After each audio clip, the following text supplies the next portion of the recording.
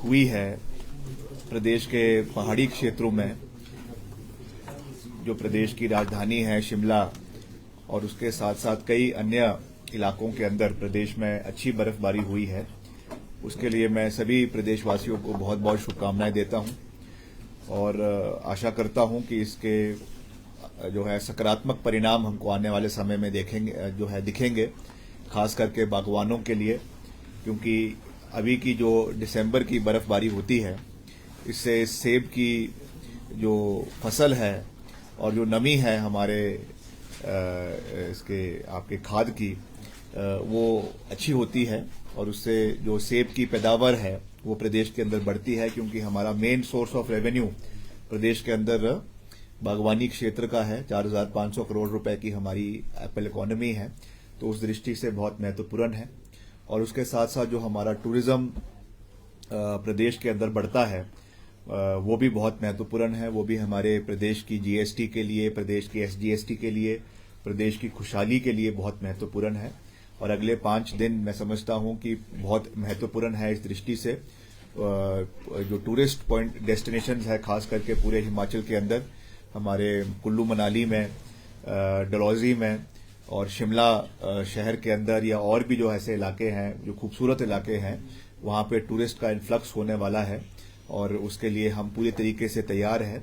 आज उसी के लिए मैंने अपने विभाग की ऑनलाइन रिव्यू बैठक जो है वो करी है सभी हमारे चीफ इंजीनियर्स के साथ और हमारे जितने एससीज हैं उनके साथ, एक्सीएंस के साथ, जो खास करके पर्टिकुलरली जो हमारे स्नो बाउंड इलाके हैं, जो हमारा चाहे वो आपके डलहौजी का इलाका है, चाहे वो कुल्लू का इलाका है, चाहे शिमला का इलाका है, उनके साथ हमने बैठक करी है। और इसमें जो पिछले कल की बर्फबारी हुई थी उसकी वजह से करीबन 350 सड़कें हमारे पूरे प्रदेश के अंदर जो है वो बंद हो गई थी और कम बर्फबारी हुई है, मगर फिर भी हमने मशीनरियों को बड़ी भारी मात्रा में प्रदेश के अंदर डिप्लॉय किया है, जिसमें 70 जेसीबी हमारे डिपार्टमेंट की है, उनको डिप्लॉय किया गया है। हमारे 96 हमने हायर करी है, अलग अलग डिविजन्स में उनको डिप्लॉय किया गया है। 13 रोबो मशीन्स है, डोजर्स है, 13 डोजर्स है और 86 टिप्पर है। टोटल 268 मशीनरियों को हमने डिप्लॉय किया है और जिसमें से हमारी 235 सड़कें कल तक खुल जाएगी और परसों तक जो है 30 सड़कें एडिशनल खुल जाएगी। तो लगभग अगर और बर्फबारी नहीं होती है तो अगले 2 दिन के अंदर सारी की सारी सड़कों को बहाल कर दिया जाएगा। और मैंने सख्त निर्देश अपने डिपार्टमेंट के सभी अधिकारियों को दिए हैं, क्योंकि अगले 5 दिन हमारे लिए बहुत महत्वपूर्ण है। टूरिस्ट बहुत हिमाचल में भारी संख्या में आएगा, उनको कोई भी इनकन्वीनियंस नहीं होनी चाहिए। मुख्यमंत्री जी भी इसके ऊपर बार बार जो है वो बल देते हैं कि टूरिस्ट प्रदेश के अंदर उनका स्वागत है, वो यहाँ पर आए और यहाँ की अच्छी जो बर्फबारी हो रही है उसका आनंद ले। इसलिए मैंने डिपार्टमेंट को कहा है कि अगले 5 दिन हम पूरी मजबूती से ग्राउंड के ऊपर मजबूत रहेंगे। जहां पर भी कोई आपकी रोड क्लियरेंस का काम करना है उसको इमीडिएटली करवाया जाएगा, उसमें कोई भी दिक्कत परेशानी क्षेत्र के लोगों को नहीं आएगी, जो सैलानी आ रहे हैं उनको नहीं आएगी। उस दृष्टि से जो है हम लगातार कार्य कर रहे हैं। इसके साथ साथ वैसे आज मुख्य उद्देश्य तो हमारा यही था, रिव्यू का था, मगर उसके साथ साथ जो हमारे सड़कों के काम पूरे प्रदेश के अंदर चले हुए हैं, एक मैंने उसकी भी मोटी मोटी रिव्यू लिया है। चाहे वो हमारे सीआरएफ के काम चले हुए हैं प्रदेश के अंदर, चाहे हमारे पीएमजेएसवाई 1 के या 2 के या 3 के काम चले हुए हैं प्रदेश के अंदर, उसका भी मैंने एक रिव्यू लिया है। और उसमें भी गति बढ़ाने के लिए मैंने उनको सबको निवेदन किया है, सभी अधिकारियों को, इंजीनियर्स को, क्योंकि हमारी एलोकेशंस तो है जो केंद्र सरकार से एलोकेटेड मनी है, मगर जो खर्चा है, जो एक्सपेंडिचर है, मैं बार बार उसके ऊपर भी बहुत बल देता हूं कि वो भी हमको बुक करवाना है। एक होता है फिजिकल जो प्रोग्रेस है, एक होता है जो फाइनेंशियल प्रोग्रेस है। फिजिकल प्रोग्रेस तो हमारी अच्छी चल रही है और सारे प्रोजेक्ट हमारे पीएमजेएसवाई 3 के जो है वो अगले साल के सितंबर तक उनको कंप्लीट कर दिया जाएगा, मगर खर्चे आपको किताबों में भी दिखाने हैं। इसके लिए मैंने निर्देश दिए हैं कि इसमें हम कोई भी कोताही जो है वो बर्दाश्त नहीं करेंगे, सारे खर्चे किताबों में आए और अप्रोप्रिएट चैनल के माध्यम से चीफ इंजीनियर और चीफ इंजीनियर से आगे ईएनसी को भेजे जाए और यहां से जो हमारी यूटिलाइजेशन सर्टिफिकेट्स हम यहां से दिल्ली भेजते हैं वो भी समय पर आए, क्योंकि वहां से एडिशनल बजट तभी आएगा जब हम यहां से यूसीज भेजेंगे। अभी मैं पीछे नितिन गडकरी जी से भी मिला था, उन्होंने भी इस विषय पे थोड़ा सा चिंता व्यक्त करी थी कि हमारे यूसीज जो है वो समय पे नहीं आए हैं, इसलिए हमने सारे उनको निर्देश दिए हैं कि तुरंत इनको भेजा जाए। और जो हमारा सीआरएफ की सेंट्रल रोड फंड की जो एलोकेशन है वो हमको इस साल में जो वित्तीय वर्ष 2024-25 है इसमें 110 करोड़ की सैंक्शन आई है जो एनुअल आती है, मगर उसमें हमें एडिशनल अभी 50 करोड़ रुपए की आवश्यकता है जो हमारी पिछली लायबिलिटीज है उसको मीट करने के लिए। तो मैं इस विषय में भी जो है वो केंद्रीय मंत्री से संवाद करेंगे, उनको हम लिखित रूप से इसके बारे में जानकारी प्राप्त करवाएंगे कि इतनी एडिशनैलिटी हमको जो है वो चाहिए ताकि जो हमारे ऑनगोइंग प्रोजेक्ट्स है वो समय तिथि के ऊपर उनको पूरा किया जा सके, चाहे वो कुल्लू के हैं, चाहे वो मंडी के हैं, चाहे वो शिमला के हैं, उनको समय पर पूरा किया जाए। उस दृष्टि से हम आगे बढ़ेंगे। तो मैं एक बारी फिर से जो आगामी हमारे 5 दिन है ये जैसा मैंने कहा कि बहुत महत्वपूर्ण है क्योंकि नई साल आने वाला है और बहुत से टूरिस्ट पूरे देश से यहाँ पर आएंगे, उनके लिए हम पूरी तैयारी कर रहे हैं। जो जिला प्रशासन है वो तो कर ही रहा है, मगर हमारा डिपार्टमेंट ग्राउंड स्तर पे रहकर हम सारी जगहों पे रोड क्लियरेंस हो, कोई दिक्कत हमारे सैलानियों को ना हो, हमारे क्षेत्र के लोगों को ना हो, उस दृष्टि से हम काम कर रहे हैं। और हिमाचल प्रदेश आगे बढ़े, विकास के कार्य और मजबूती से आगे बढ़े, ये हमारी जो है वो हमारी वचनबद्धता है। अभी विधानसभा का शीतकालीन सत्र भी धर्मशाला के अंदर संपन्न हुआ, वहां पर भी विपक्ष ने कई जो है मैं समझता हूं बेसलेस मुद्दों के ऊपर डिबेट करी। ठीक है, अच्छी बात है, उन्होंने भ्रष्टाचार के ऊपर एक जो है वो नियम 67 के अनुरूप उन्होंने वहां पर जो है वो ध्यान आकर्षण काम रोको प्रस्ताव वो लेकर आए। उनको अनुमान नहीं था कि सरकार इसको जो है वो एक्सेप्ट कर लेगी, मगर मुख्यमंत्री जी ने इसको एक्सेप्ट किया और विधानसभा अध्यक्ष से निवेदन किया कि इसके ऊपर चर्चा होनी चाहिए।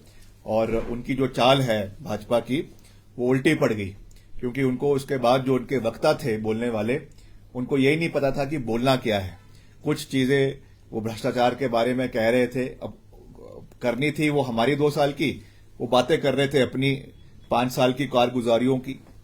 और जिस तरीके की प्रतिस्पर्धा जो है वो भाजपा के अंदर चली हुई है, एक ओर से जयराम जी कुछ और बोलते हैं, विक्रम ठाकुर जी कुछ और बोलते हैं, उनके तीसरे नेता कुछ और बोलते हैं, तो उनकी अपनी ही मैं समझता हूं कि एक जो क्लियर विजन होना चाहिए कि किस तरीके से सरकार को घेरना है, वही उनके अंदर नजर नहीं आ रहा था।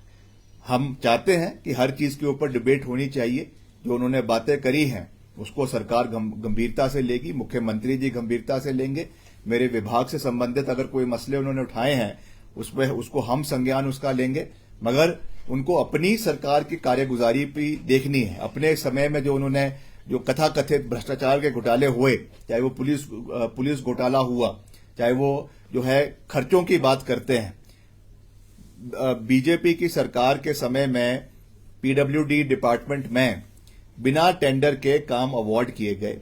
अभी तक उन लोगों की कईयों की पेमेंट तो कर दी गई, कईयों की पेमेंट ही नहीं हुई, और अभी भी वो कार्य जो है वो ठेकेदार हमारे पास आते हैं कि आप उनकी पेमेंट करवाइए।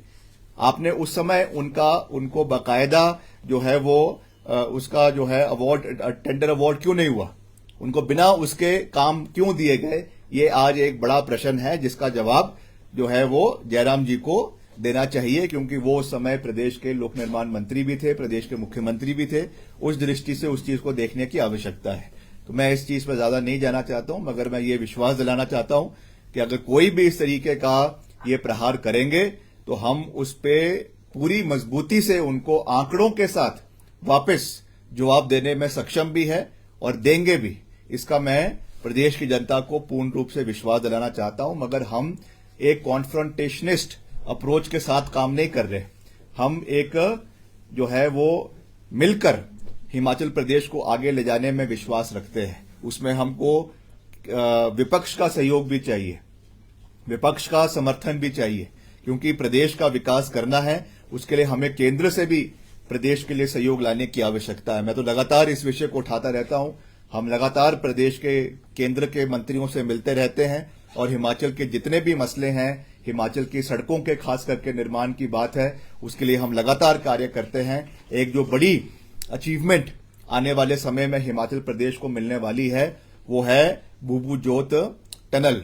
ये बहुत महत्वपूर्ण टनल है जिस विषय को हमारे माननीय मुख्यमंत्री जी ने जो है वो गडकरी साहब से उठाया है। डिफेंस मंत्रालय से जो हमारे रक्षा मंत्री है आदरणीय राजनाथ सिंह जी, उनसे इस विषय को उठाया है और आपको जानकर खुशी होगी कि डिफेंस मिनिस्ट्री ने और आर्मी हाई कमांड ने इसकी स्वीकृति जो है वो दी है और अब इस को जो है इस प्रपोजल को मिनिस्ट्री ऑफ मॉर्थ में जो है वो भेज दिया गया है। जैसे ही वहां से इसकी अप्रूवल आती है इसको एनएच घोषित किया जाएगा और इससे करीबन हमारा 50 से 60 किलोमीटर जो सफर है आपके मंडी पठानकोट से कुल्लू का वो कम होगा और इस टनल का निर्माण केवल टूरिज्म पॉइंट ऑफ व्यू से तो बहुत महत्वपूर्ण होगा ही, मगर उसके साथ साथ डिफेंस और स्ट्रेटेजिक पॉइंट ऑफ व्यू से भी जो हमारा कॉन्वॉय आगे मनाली को जाता है, मनाली से आगे लेह लद्दाख को जाता है, चाइना बॉर्डर तक जाता है, उस दृष्टि से भी ये बहुत महत्वपूर्ण होगा।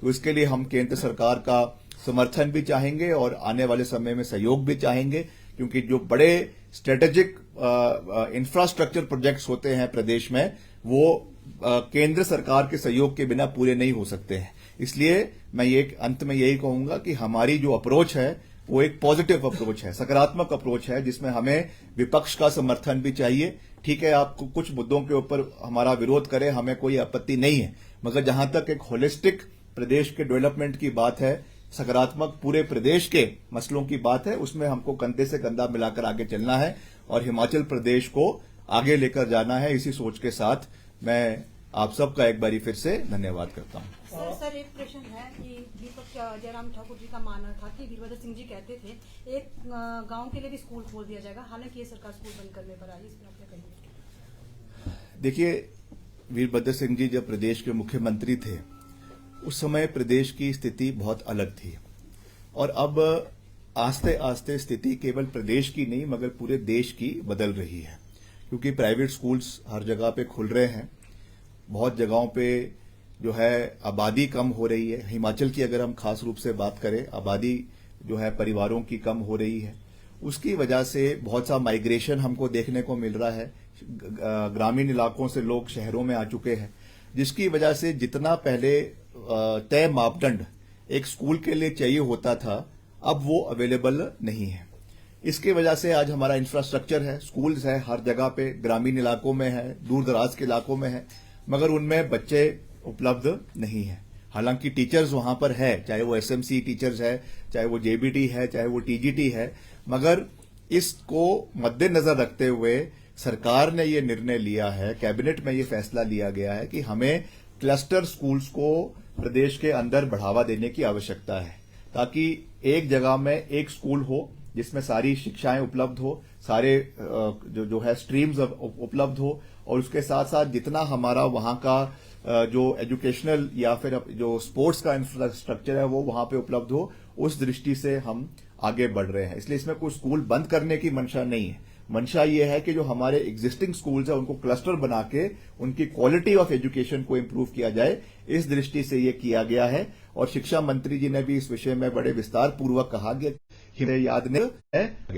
हिमाचल हितों की आपने बात कही, क्योंकि सदन भी कई बार पॉलिटिकल लाइन पे बढ़ जाता है। विधानसभा स्पीकर ने भी कहा कि एक सत्र ऐसा हो जिसमें राजनीतिक विचारधारा से ऊपर उठकर चर्चा हो, खासतौर पर रिसोर्सेज जनरेशन का सवाल हो, बड़े जो इशू है उस पर एक अलग से सत्र हो। आपका क्या मानना है? मैं तो आपकी बात से बिल्कुल सहमत हूं कि ऐसे विषयों पे कुछ ऐसे विषय होते हैं जिसमें हमें दलगत राजनीति से ऊपर उठकर, जिसको कहते हैं पार्टी लाइन से ऊपर उठकर, हिमाचल के मसलों के ऊपर चर्चा करने की आवश्यकता है। चाहे हम भाजपा से हैं, चाहे हम कांग्रेस से हैं, अल्टीमेटली हम सबका एक ही एजेंडा है कि हिमाचल का विकास होना चाहिए। ठीक है, उनकी पॉलिटिकल आइडियोलॉजी अलग हो सकती है, मगर डेवलपमेंट के लिए हम सबको एक मंच पर आने की आवश्यकता है। इसलिए मुझे लगता है, और ऐसे तो मैं बधाई भी देना चाहूंगा हिमाचल के विधानसभा को, हिमाचल के माननीय विधायकों को, क्योंकि अगर हम और राज्यों के तुलना में देखें, चाहे पंजाब ले लें, चाहे हरियाणा ले लें, वहां पे जो लेजिस्लेटिव डिबेट्स होती है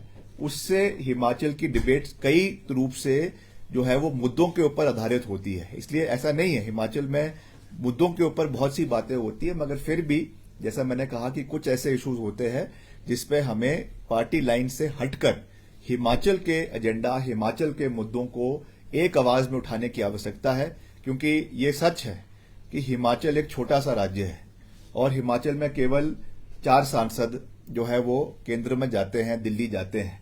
और ये भी सच है कि लोकतंत्र में, भारत के लोकतंत्र में नंबर जो है वो एक बहुत प्रभाव रखता है। हमारे पास उतने नंबर नहीं है जो देश की राजनीति को प्रभावित कर सके।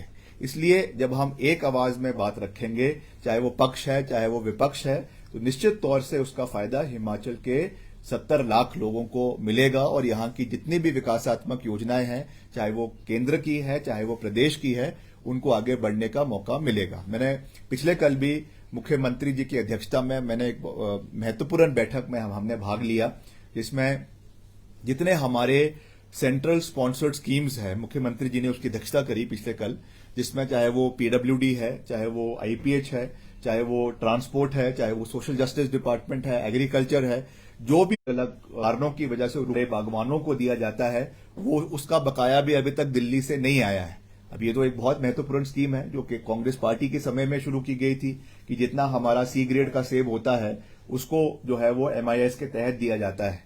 मगर अगर उसमें केंद्र का सहयोग हमको नहीं मिलेगा तो हमको मजबूरन आने वाले समय में इस स्कीम के ऊपर सरकार को सोचना पड़ेगा।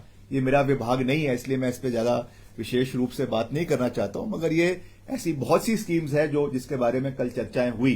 और फिर से मैं अंत में वही कहूंगा कि इनमें हमें विपक्ष का भी सहयोग चाहिए। अगर विपक्ष इस मुद्दे को मिलकर हम केंद्र में उठाएंगे तो निश्चित तौर से हिमाचल के हितों की रक्षा होगी।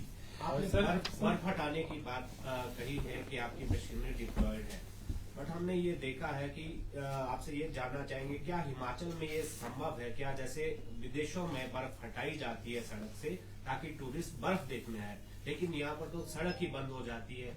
चाहे आप मनाली की बात करें, शिमला, नहीं तो हमने मशीनरीज लगाई है ना, इसीलिए तो लगाई है। अभी हमने बल्कि 2 मशीनें अभी हमने एक्सपेरिमेंटल तौर पे 2.5 करोड़ की स्नो ब्लोअर्स भी इस बारी हमने प्रोक्योर किए हैं। एक स्नो ब्लोअर हमने जो है वो आपके रोडू में, जो रोडू सर्कल है वहां पे डिप्लॉय किया है, और दूसरा हमने जो है आपका डलहौजी सर्कल है वहां पे उसको डिप्लॉय किया है। मगर वो 1 फुट से ऊपर जब बर्फ पड़ती है तभी उसका यूज होता है। तो अभी बर्फ थोड़ी सी कम है, इसलिए जेसीबी का उपयोग किया जा रहा है। तो आने वाले समय में जहां पर भी ज्यादा मात्रा में बर्फ पड़ेगी वहां पे इनको भी डिप्लॉय किया जाएगा ताकि सड़कें क्लियर हो, मगर बर्फ जो है वो आसे पासे हर जगह हो।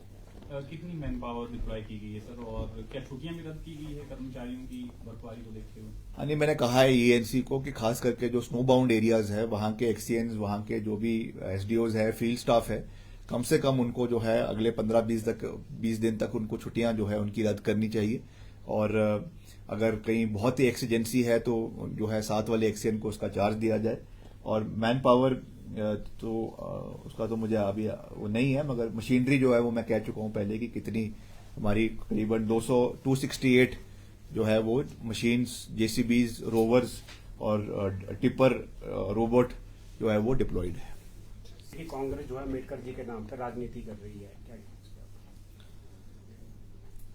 देखिए, कांग्रेस पार्टी ने हमेशा जितने भी दिग्गज रहे हैं, स्वतंत्रता सेनानी रहे हैं, सबका मान सम्मान किया है। और अम्बेडकर जी तो ऐसे पुरुष थे जिन्होंने संविधान बनाने में अपना एक बहुत बड़ा योगदान दिया है। उनको ये नहीं भूलना चाहिए कि हमारी पहली जब कांग्रेस पार्टी की सरकार अंतरिम सरकार बनी थी, और अंतरिम सरकार के बाद जब पहली रिपब्लिक में भी जब सरकार बनी थी 1950 में, उन दोनों सरकारों में जो है वो अम्बेडकर जी को रखा गया। और खास करके जब कॉन्स्टिट्यूशन बनाने में उनका एक बहुत बड़ा योगदान है। उसके बाद एज लॉ मिनिस्टर उनको जो है वो केंद्र की सरकार में, नेहरू जी की सरकार में रखा गया। तो इसलिए हमको भाजपा से जो है वो कोई सर्टिफिकेट अम्बेडकर जी के बारे में लेने की आवश्यकता नहीं है। और क्या सोच जो है भाजपा की अम्बेडकर साहब के बारे में है, वो जिस तरीके की शब्दावली हमारे देश के माननीय गृह मंत्री आदरणीय अमित शाह जी की जो सदन में रही, उससे पता चलता है कि भाजपा अम्बेडकर जी के बारे में क्या सोच रखती है।